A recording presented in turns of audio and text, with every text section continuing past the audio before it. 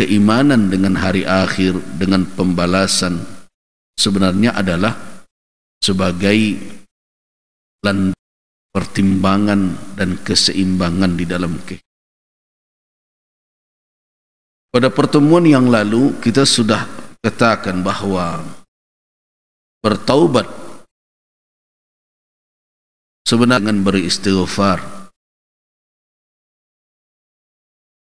Banyak dari istilah-istilah yang kita ucapkan dalam beragama yang kita sebenarnya tidak memahami hakikatnya. Tawakal kata orang, tawakal pula kata. Ridha kata orang, ridha pula. Sabar kata orang, sabar juga. Istilah-istilah itu yang sebenarnya adalah istilah-istilah Qur'ani yang ada di dalam Al-Quranul Karim dan merupakan suatu kondisi dan sifat yang harus dipakai oleh setiap muslim. Sebenarnya itu adalah suatu ajaran yang sangat bernilai, yang tidak bisa dibiarkan oleh seorang muslim, orang itu. Tapi sayang, kita tidak mau berhenti sejenak untuk mengkaji lebih dalam. Sabar, apa sebenarnya sabar? Kaji lebih dalam. Sabar, apa sebenarnya sabar?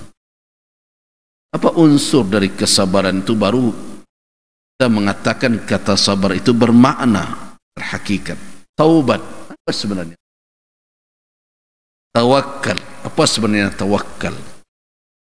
Bahkan kita berbicara tentang khauf, taqwa. Nah, itulah kelemahan kita selama ini. Istilah-istilah itu beredar di kalangan kita, tapi kita pemalas di dalam mendalami. Padahal istilah itu menunjukkan makna. Makna itulah yang menjadi pakaian bagi kita, bukan hanya sekedar penamaan saja. Kalau menyebut takwa tentu adalah istilah yang mudah untuk diucapkan, tetapi maknanya bukan perkara yang ringan. Begitu juga sabar. Nah, untuk itulah mengkaji tentang al-akhlaq, mengkaji tentang al-qulub dan segala apa saja yang akan membuat hati kita itu menjadi sehat perlu, bahkan itu kebutuhan kita. Seperti kita ambil contoh ridha. Radhiyallahu anhum wa radu'an. Apa sebenarnya makna ar-ridha? Apa yang terkandung di dalam? Para ulama mengatakan, di antaranya adalah Al-Imam Al-Harawi misalnya, mengatakan bahwa ar-ridha jami' li maqamis sabri wa maqamil mahabbah. Baru ridha itu wujud pada diri seseorang kalau dalam diri orang itu ada dua perkara. Yang pertama ada as-sabr dan mahabbah, dua nyatu. Sebab kenapa? Ridha itu adalah suatu kondisi yang dialami oleh manusia di mana dia bukan hanya senang ketika menerima sesuatu yang disukai oleh syahwatnya. Ridha dalam keadaan seperti itu ada pada banyak orang. Ketika nya mendapik, kemudian awak tanya, "Lah ridhanya?" Tentu ridhanya. Kandaknya lepih. Yang diinginkannya tapi nah, yang sulit itu ketika apa yang dikejar oleh orang itu tidak terjangkau, yang diinginkannya tidak didapatkannya, tapi dia tetap dalam kondisi ridha. Bagaimana mewujudkan ridha yang seperti itu? Kan payah tu. Ridha ketika ada mendapat. Kalau ridha dalam mendapat, pandai orang sadunya. Baru leka naik pangkek, ternyata antara suhu beda. Halai ridha aja nak. Nah disitulah para ulama mencoba menggali apa makna ridha. Orang yang beriman yang diridai oleh Allah Subhanahu wa taala adalah yang ridha dengan Allah. Radhiyallahu anhum wa radu'an. Apa maknanya? Dia ridha menerima apa saja yang diberikan oleh Allah, apakah disukai oleh dirinya, oleh syahwatnya, oleh nafsunya atau tidak disukai. Ridha yang seperti itu baru bisa wujud kalau di dalam diri orang itu ada kesabaran di dalam menerima apa saja. Itu makanya ulama mengatakan ar-ridha jami' li maqamis sabr. Di dalam ridha itu ada sabar. Kalau tidak ada sabar, tidak ada ridha. Tapi sabar saja tidak cukup. Sabar itu harus bergabung dengan mahabbah, kecintaan kepada sesuatu yang diridai, cinta kepada Allah. Jadi apapun yang diberikan oleh Allah Subhanahu wa taala diterima dengan kesabaran yang berisikan apa? Yang bernaungkan kepada kecintaan kepada Allah Subhanahu wa taala. Orang itulah yang bisa ridha.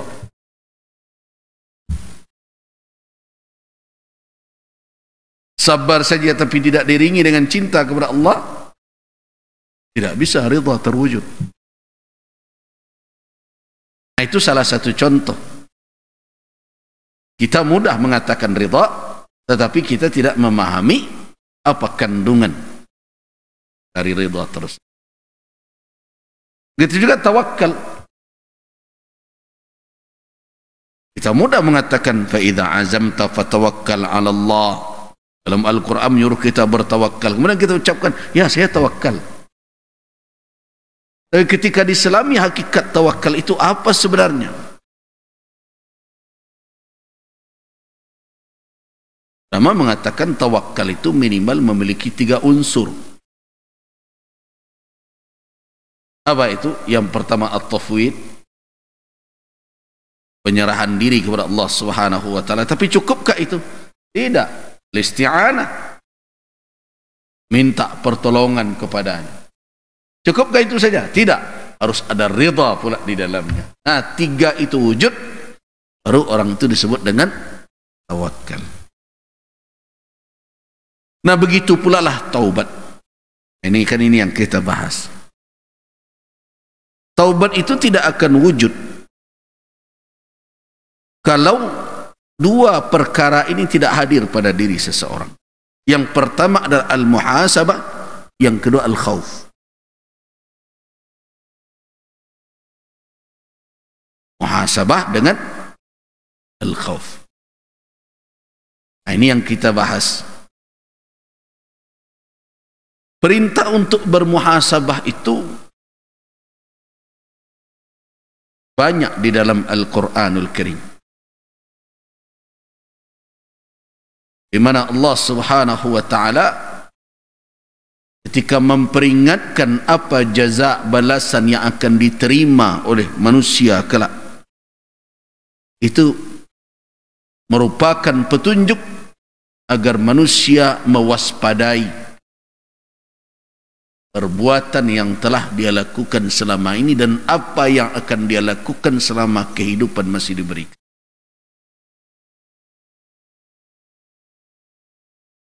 Jadi ayat-ayat Al-Quranul Karim yang menjelaskan tentang jaza, tentang pembalasan,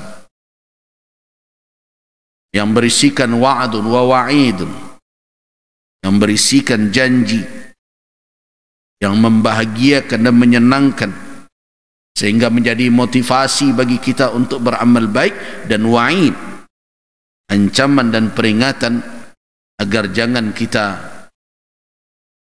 berketerusan di dalam kemaksiatan kalau terlanjur berbuat maksiat. dan mewaspadai diri jangan terjatuh ke dalam kemaksiatan kalau kita alhamdulillah berada di jalan ta'ah.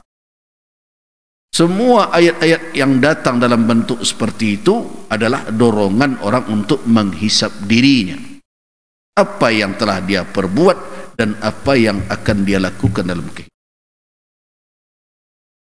Dalam hadis Nabi SAW banyak petunjuk yang mendorong orang untuk menghisap diri.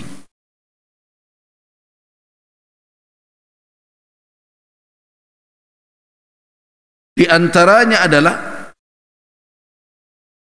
peringatan kepada hamba yang memperturutkan hawa nafsu, namun berharap banyak kepada Allah untuk mendapatkan nikmat dan karunia. Ini hadis masyhur. Hadis ini diriwayatkan oleh Al-Imam At-Tirmidzi dari Shaddad Ibn Aus, Al-Kayyisu man dana nafsah. Orang yang cerdas adalah orang yang mau mencela, melihat kekurangan, menilai dirinya dengan penilaian yang rendah, bukan hebat terus.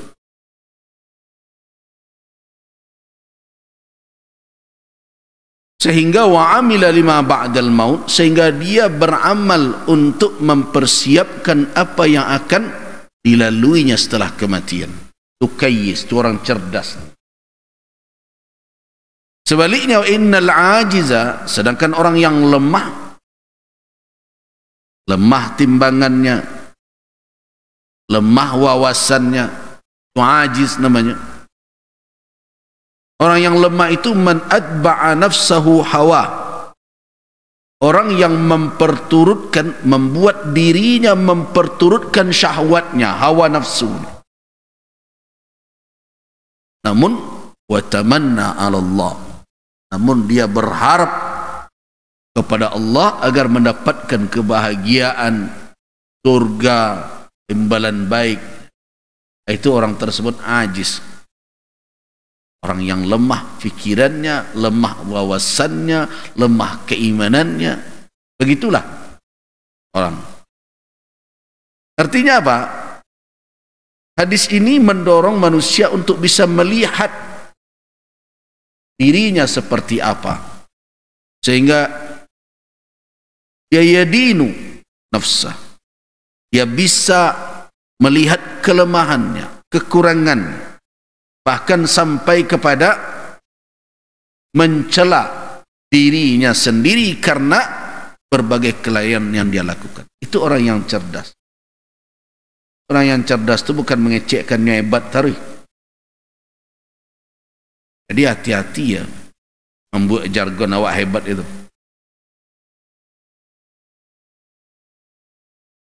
Orang yang pintar, orang yang bisa melihat kekurangan dirinya.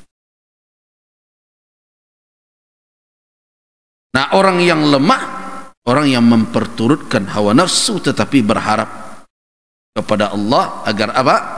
Agar dia mendapatkan kebaikan, padahal dia tidak menempuh jalan kebaikan itu. Nah, ini adalah di antara hadis yang mendorong manusia untuk memandang dirinya itu. Itu adalah dorongan untuk menghisap diri. Di dalam hadis lain, Rasulullah sallallahu alaihi wasallam mengingatkan, kata Abdullah bin Umar radhiyallahu anhuma, akhadha Rasulullah sallallahu alaihi wasallam bimankibi. Rasulullah sallallahu alaihi wasallam menarik pundakku. Faqal, dan beliau berkata, kun fid dunya ka'annaka gharibun aw 'abiras sabil. Jadilah engkau di dunia seolah-olah engkau orang asing, au abiru sabilin, atau orang yang sedang melintas dalam perjalanan. Dari petunjuk itulah Ibnu Umar memberikan hikmah atau nasihat kepada dirinya dan kepada kita dari nasihat Nabi tadi. Kun fid dunya ka'annaka gharibun aw abiru sabilin. Jadilah engkau di dunia seolah-olah engkau orang yang asing, orang yang merantau, atau orang yang melintas dalam perjalanan. Kata Ibnu Umar, dia dapat pemahaman dari petunjuk tadi. Idza amsayta fala tantazir as-sabah. Ini qaul sahabat. Apabila engkau berada di sore hari, jangan engkau tunggu pagi. Jangan kau tunggu pagi tiba. Artinya selama ada kemungkinan berbuat baik, segerakanlah.